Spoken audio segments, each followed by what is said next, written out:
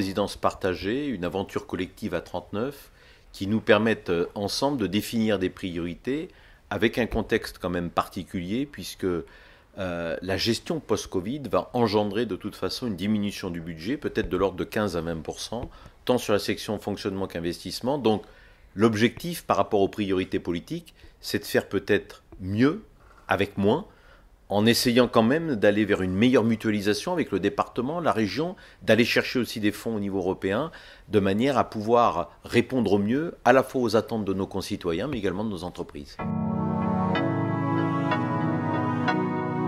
Ce sont pour moi les deux colonnes vertébrales d'une agglomération. Il ne peut pas y avoir de cohérence territoriale s'il n'y a pas un maillage du territoire. Or aujourd'hui, force est de constater que les 39 communes qui composent le territoire sont insatisfaites des services qui sont proposés, tant pour la population que pour les entreprises. Donc il faut mettre à plat. C'est vrai que le transport est une compétence qui coûte cher, mais néanmoins, on doit aujourd'hui, à l'heure de la transition et du réchauffement climatique, on doit apporter un service à nos concitoyens qui est à la hauteur des attentes et des besoins. Donc on doit travailler, il y a une remise à plat qui est complètement obligatoire et nous travaillerons dans ce sens. C'est une des priorités de ce mandat. La deuxième priorité, c'est que nous sommes un territoire où le taux de chômage est quand même relativement élevé et que la priorité, c'est l'emploi. Alors derrière, il faut qu'on soit attractif, il faut qu'on ait du foncier adapté aux besoins de nos entreprises. Il nous faut également des formations qui soient en adéquation avec le profil des entreprises qui viennent s'implanter. Voilà, qu'aujourd'hui, Nîmes Métropole devienne ou redevienne une véritable destination économique.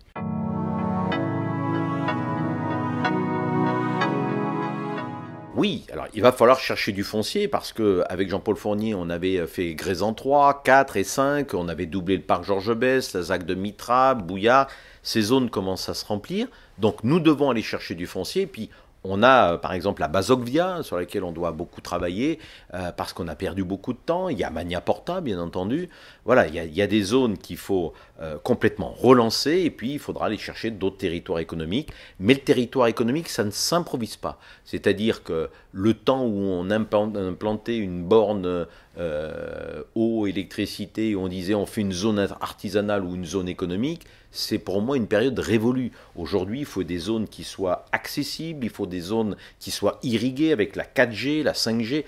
Voilà, aujourd'hui, quelles sont les attentes des entreprises et essayons de proposer des produits qui correspondent à ces attentes.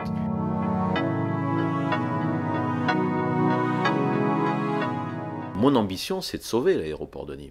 Et regardez comment on peut le sauver. Et je pense que une démarche commune avec l'aéroport de Montpellier qui fait venir Transavia, sur lequel on peut soutenir Transavia, parce que je suis persuadé que si on réussit avec Transavia à Montpellier, d'autres compagnies aériennes vont pouvoir venir s'installer à Montpellier, voire à Nîmes, parce que Montpellier, à un moment donné, avec la saturation, ne pourra pas créer de deuxième piste, et peut-être que là, il y a un projet commun entre Nîmes et Montpellier, où Nîmes pourrait devenir la deuxième piste de Montpellier, on mutualise la communication, les frais de personnel ou autres, ça peut être très intéressant en créant des navettes entre les deux aéroports. Dans certains pays, vous prenez aux États-Unis, parfois entre deux pistes, vous avez 45 à 50 km.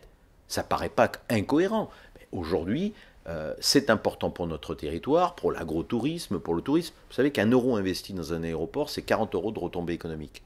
Donc moi, quand j'ai mes 200 ou 300 000 passagers qui atterrissent à Nîmes, ça irrigue mon territoire, aussi bien Uzès que le côté alésien. Je vais rencontrer aussi, bien sûr, le maire de Montpellier, mais je vais rencontrer Patrick de Carolis-Arles, parce qu'avec la Fondation UMA, avec le musée de la Romanité, Arles a tout intérêt aussi à ce que notre aéroport fonctionne. Parce que quand vous atterrissez à Nîmes-Garon, vous êtes à 10 minutes d'Arles. Donc c'est l'intérêt de tout le monde. Et en termes de structuration du territoire, d'aménagement du territoire, un aéroport est un outil essentiel. J'ai 1500 emplois déjà sur mon aéroport, avec des entreprises de maintenance comme Sabena, j'ai le hub de la sécurité civile. Donc c'est important que cette plateforme aéroportuaire puisse non seulement exister, voire se développer.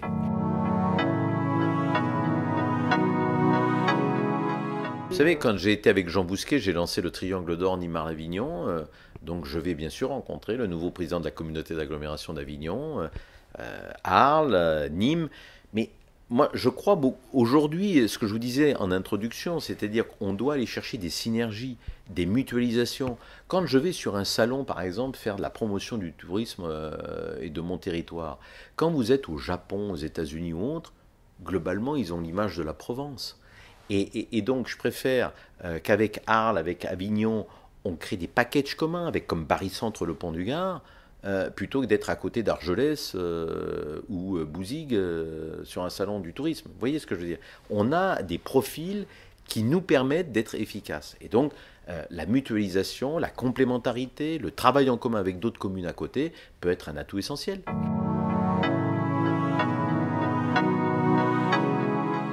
Renouer, avoir des relations normales avec la ville-centre me paraît essentiel. N'oublions pas que la ville-centre, c'est 60% de la population, 80% des recettes fiscales. Donc, nous vivons une aventure à 39 dans laquelle Nîmes doit bien sûr exister. Mais encore une fois, on vivait enfin, une histoire un peu rocambolesque. Mais bon, c'est toujours compliqué peut-être de mettre son ennemi politique, entre guillemets, à la tête d'une agglomération qui a aujourd'hui des compétences. Et voilà, ça a créé des conflits entre le président d'Aglo et le maire de Nîmes, mais qui a eu des conséquences sur l'ensemble des autres maires également. Donc voilà, effectivement, les relations avec la ville-centre vont être apaisées. En tout cas, je le souhaite et je l'espère.